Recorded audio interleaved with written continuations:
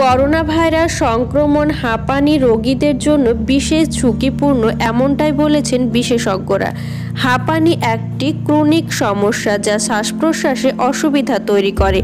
এটি এমন একটি সমস্যা যা প্রাণঘাতীও হতে পারে। এক একজনের ক্ষেত্রে হাঁপানির সমস্যা এক এক রকমের হতে পারে। হাঁচি, কাশি, বুক চাপা ভাব, শ্বাস নিতে কষ্ট হওয়া ইত্যাদি হাঁপানির অন্যতম লক্ষণ। চিকিৎসকেরা জানিয়েছেন, হাঁপানির সমস্যা সেভাবে পুরোপুরি সারানো যায় না, তবে এর লক্ষণগুলিকে অবশ্যই নিয়ন্ত্রণ করা সম্ভব। হাঁপানির ক্ষেত্রে পরিবেশ একটি গুরুত্বপূর্ণ ফ্যাক্টর হয়ে দাঁড়ায়, তাই কোন ক্ষেত্রে হাঁপানি বাড়তে পারে তা জানা অবশ্যই প্রয়োজন। জেনে নিন হাঁপানির সমস্যা থাকলে কোন খাবারগুলি এড়িয়ে চলা উচিত। 1 নাম্বার হলো ডিম।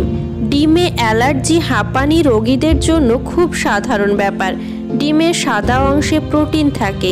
এই প্রোটিনই অ্যালার্জির উদ্রেক করে হাঁপানির সমস্যা এড়িয়ে তোলে।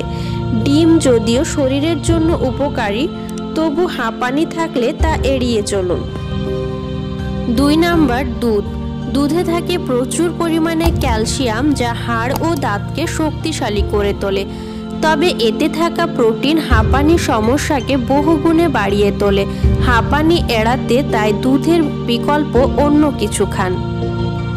3 নাম্বার বাদাম। বাদাম একটি উপকারী ফল, একথা সবাই জানি, কিন্তু এই বাদাম খেলেও হাঁপানির সমস্যা অনেকটাই বেড়ে যায় বলে দাবি করছেন বিশেষজ্ঞরা।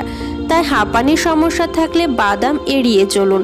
তার আগে আপনার চিকিৎসকের সঙ্গে অবশ্যই পরামর্শ করে নিন।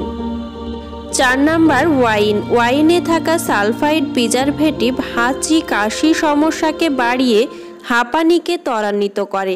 এছাড়াও যে কোনো ধরনের অ্যালকোহল খেলেও অ্যাসিড রিফ্লাক্সের ফলে হাঁপানি বেড়ে যায়।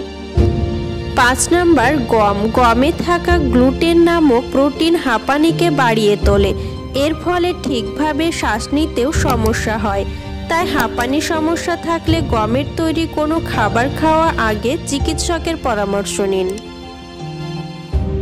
বন্ধুরা, ভিডিওটা যদি ভালো লাগে লাইক করবেন, শেয়ার করবেন, কমেন্ট বক্সে জানাবেন। আরও নতুন নতুন ভিডিও পেতে আমার চ্যানেলটিকে সাবস্ক্রাইব করবেন।